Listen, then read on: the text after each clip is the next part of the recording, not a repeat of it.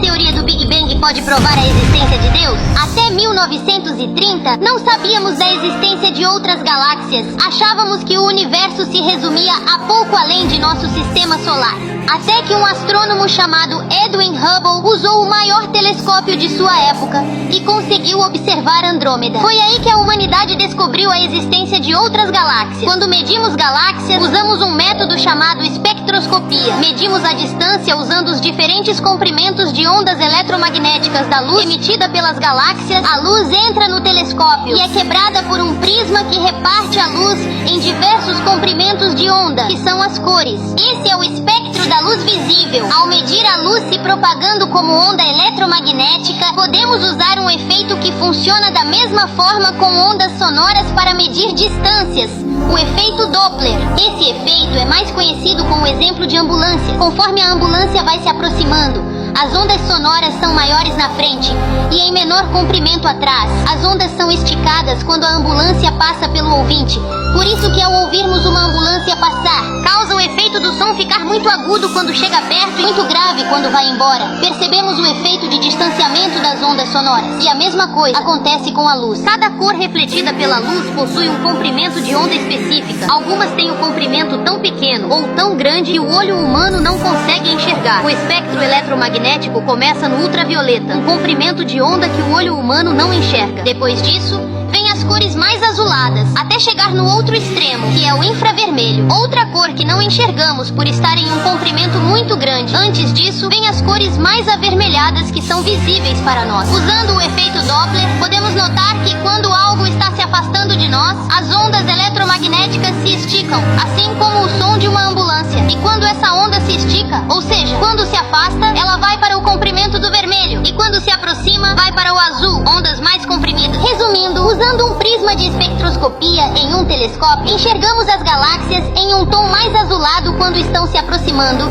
e mais avermelhadas quando estão se afastando. Quando Hubble fez um gráfico de todas as galáxias que ele mediu por espectroscopia, ele percebeu que quanto mais distante a galáxia estava, mais para o vermelho do espectro ela ficava, ou seja, mais se afastava. E quanto mais perto, mais azuladas ficavam, ou seja, mais se aproximavam de nós. Quando ele observou o grupo de galáxias que estavam no desvio para o vermelho, começou a ver galáxias cada vez mais distantes e descobriu algo que está em todo o modelo cosmológico atual, uma força que rege todo o nosso universo, a energia escura. Quanto mais distante a galáxia está, maior é o desvio para o vermelho. Quanto mais próximo, maior o desvio para o azul. Essa regra no gráfico criou uma reta perfeita, o que significa que uma nova constante acabava de ser descoberta, a constante de Hubble. Essa constante é o que mede a taxa de expansão do universo, uma constante que Einstein havia teorizado anos antes, que chamou essa constante de constante cosmológica, mas descartou a ideia por não ter como comprovar. Mas até mesmo quando Einstein achava que estava errado,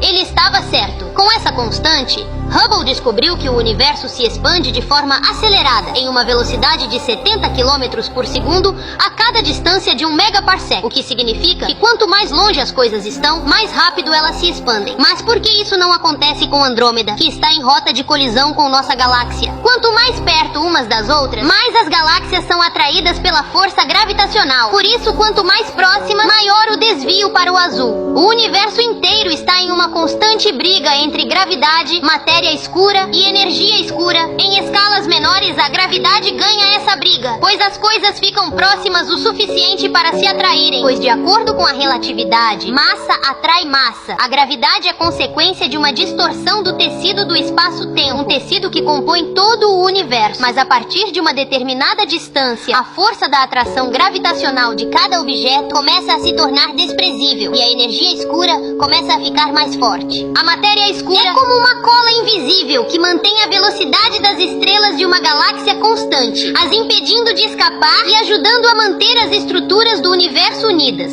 Entro em mais detalhes nesse vídeo. Já a energia escura é a força misteriosa responsável por acelerar a velocidade de expansão do universo, uma força que só pode ser percebida em escalas estrelas muito distantes, entre os aglomerados de galáxias, por exemplo. A descoberta de Hubble está em total acordo com a relatividade e ajudou a criar todo o modelo cosmológico que temos hoje. Anos mais tarde, um padre quis resolver as equações que Einstein havia deixado em aberto, em específico a constante cosmológica. A relatividade tem a propriedade matemática de ser simétrica no tempo, o que significa que podemos usar qualquer solução das equações e calcular como se o tempo fosse para trás ao invés de ir para frente. O padre Georges Lamaitre usou dessa propriedade para retroceder toda a taxa de expansão do universo através de cálculos usando a constante cosmológica. Descobriu que houve um tempo em que todo o universo estava todo reunido em um único ponto, uma singularidade, que é uma anomalia onde o volume tende a zero e a massa tende ao infinito, e só existia uma possibilidade para aquele ponto menor, um átomo se tornar o universo que conhecemos hoje, uma expansão.